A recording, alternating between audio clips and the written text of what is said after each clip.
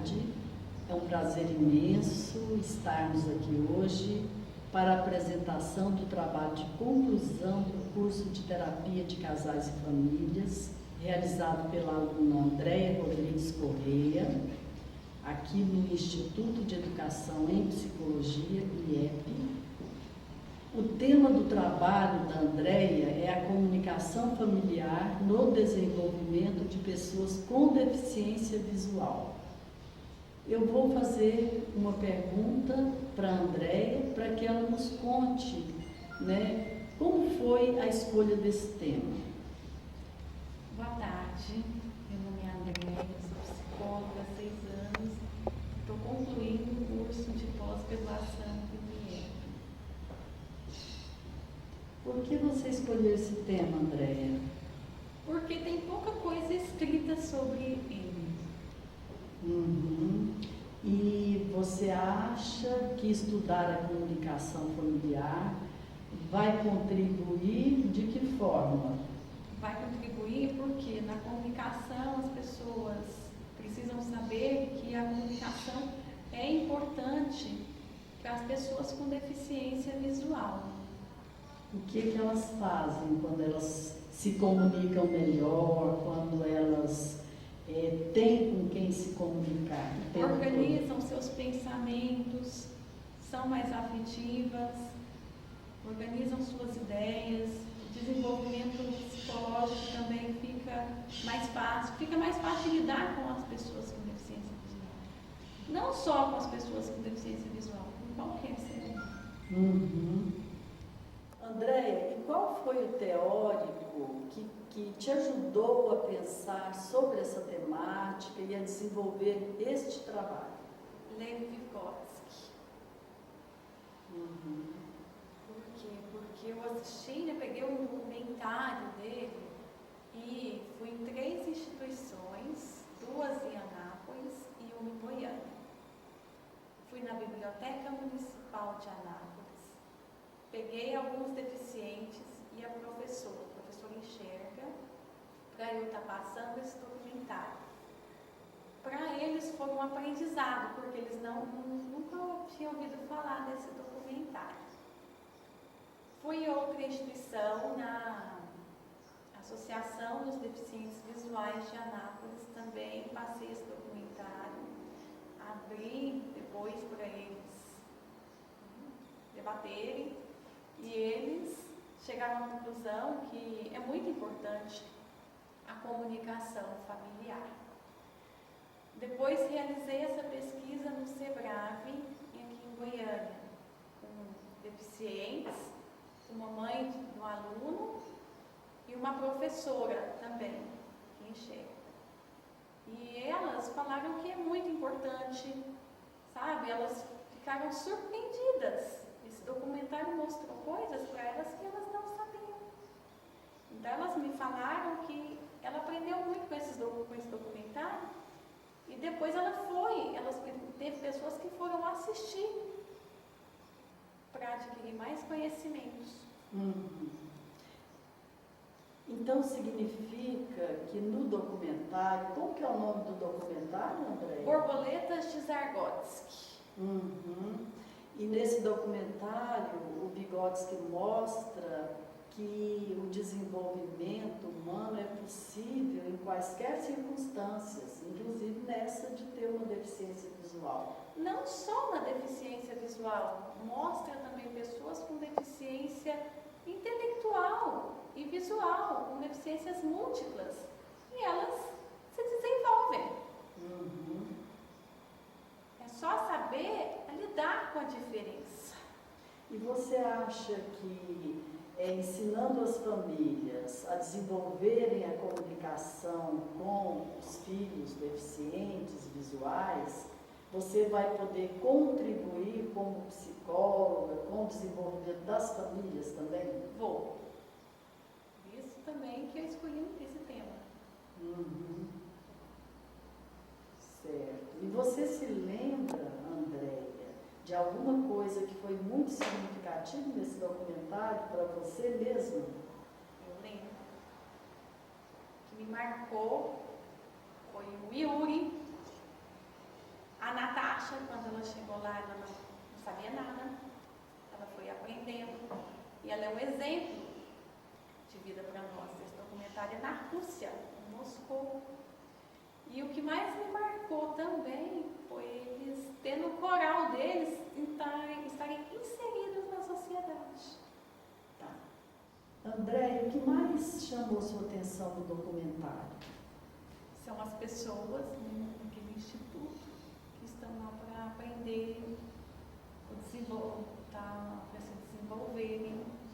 Porque esse documentário é em Zargotsky, na Rússia, e lá eles têm bastante abertura diante da sociedade. Eles têm um coral, mostra no final do documentário. A Natasha, quando entrou lá, ela não conhecia nada. Ela já saiu de lá, formada, ela é psicóloga e filósofa. O companheiro dela também, foi muito importante a comunicação dela com o companheiro, porque ele ajudou ela a se desenvolver depois de formada. E ela possui 3 filhos hoje. Muito bem. Então, quer dizer que a família pode ajudar o deficiente visual, filho com deficiência, um membro da família a se desenvolver, se enfatizar a comunicação da família, né? É isso que você pretendeu mostrar e é com isso que você pretende trabalhar, André? É.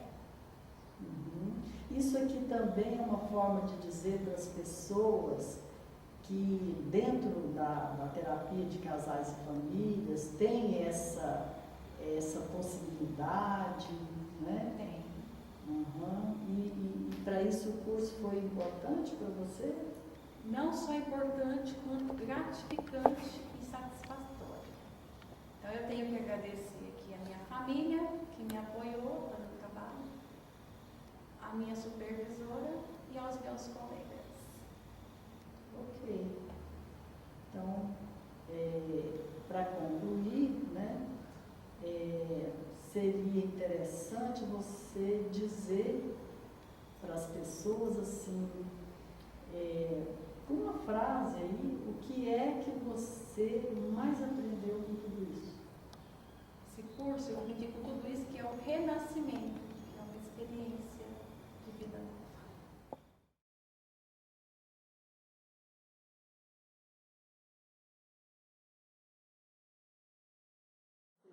Qual foi assim, o percurso que você fez na elaboração desse trabalho, André?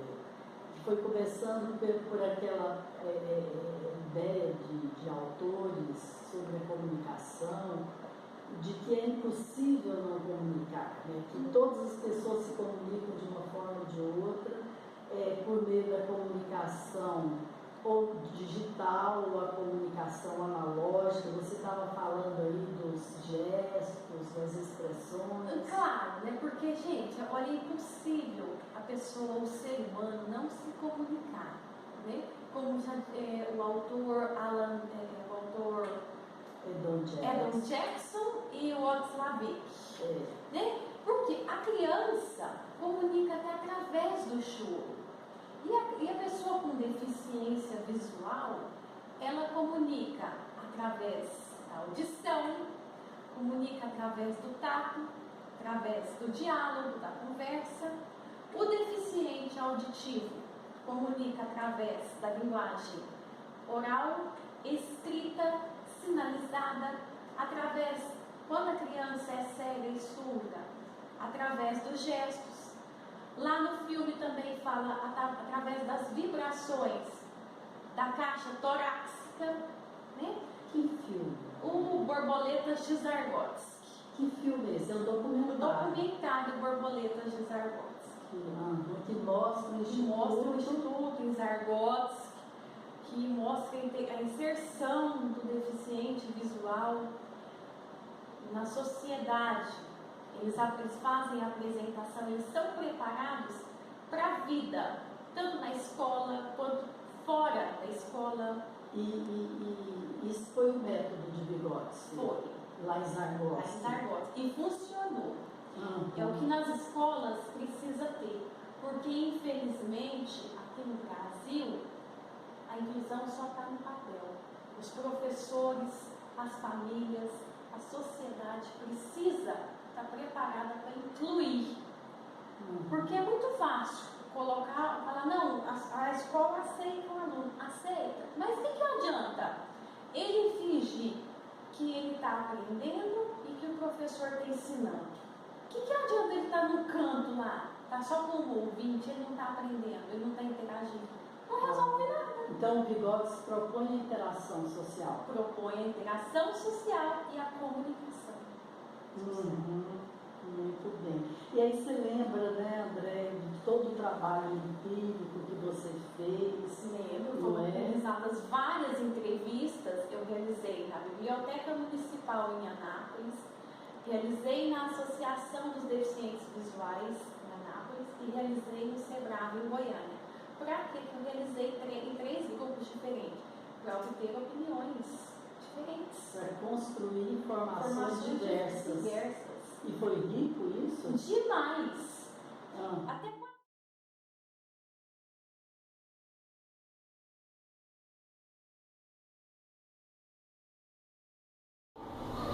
Boa tarde. Meu nome é Andréia, eu sou psicóloga há 5 anos. E esse documentário que eu quero apresentar para vocês é para mim o meu TCC da minha pós em terapia sistêmica familiar, construtivista e psicodramática. E eu sugiro, gente, que vocês assistam depois esse documentário. Por quê? Porque é um exemplo para nós, porque tem muitas pessoas, né, que não sabem lidar com as diferenças, que não é o caso nosso. Porque nós estamos batalhando, lutando, estudando, né? Veja a Marta que trabalha aqui no SEBRAVO, tem a mãe de 2 alunos que trazem seus filhos, tem o Ender, tem o Paulo que faz faculdade no Maranhão, tem o Ender que trabalha com esportes lá no Mato Grosso do Sul e trabalha com raio-x, é músico, tem o Jová, tem o Francisco que está estudando também.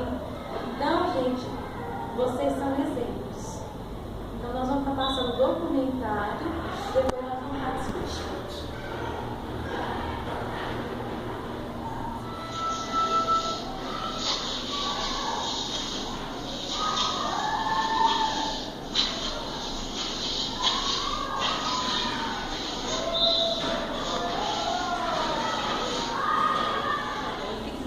Você trabalhar com pessoas com deficiência e qual o tipo que você vem do SEBRAVO? Olha, eu cheguei no SEBRAVO em 93. Eu vim porque eu tinha uma amiga que era assistente social e trabalhava no antigo Instituto Artesanal dos Cegos, a Suécia. Ela me trouxe quando eu passei no concurso e estou aqui até hoje. Então, no início eu entrei como ledora, né, para os meninos, para os alunos. Depois eu comecei a trabalhar a ciência e a biologia e depois eu passei para a produção de livros em braille, fazia principalmente matemática e hoje eu estou na coordenação pedagógica do SEBRAVO. Então, amo isso aqui, muitos anos aqui dentro, então acho que foi um aprendizado enorme na minha vida, conviver com pessoas especiais e estar trabalhando, desenvolvendo trabalho atualmente nessa área.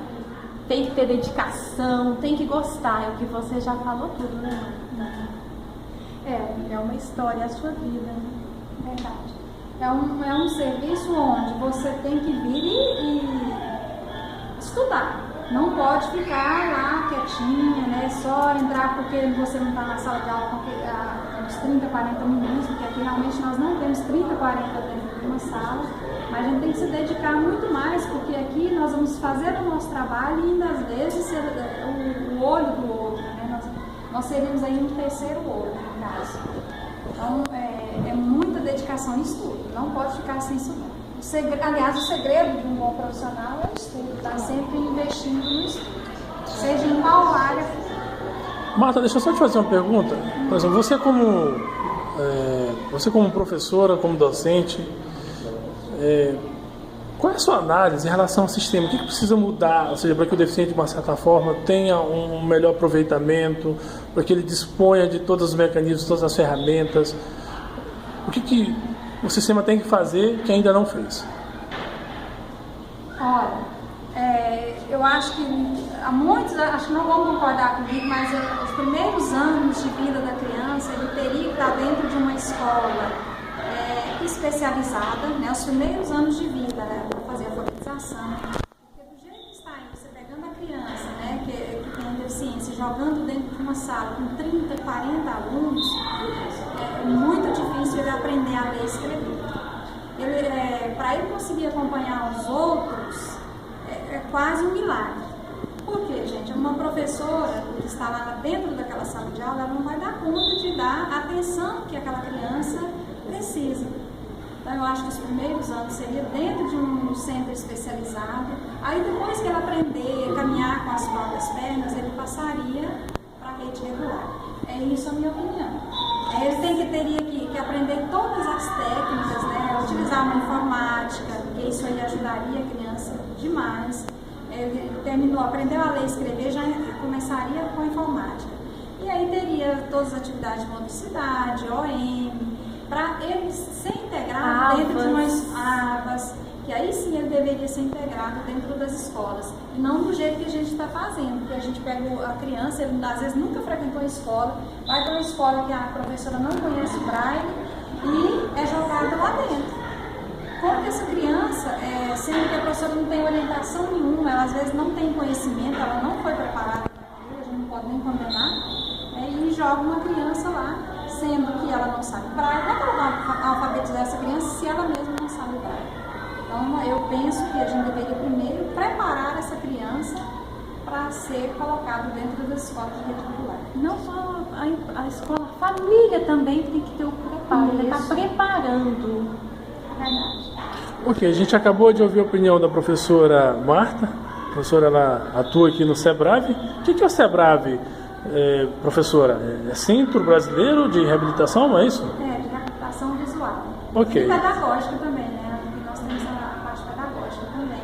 Nós ensinamos alfabetização para as crianças da educação infantil e alfabetização.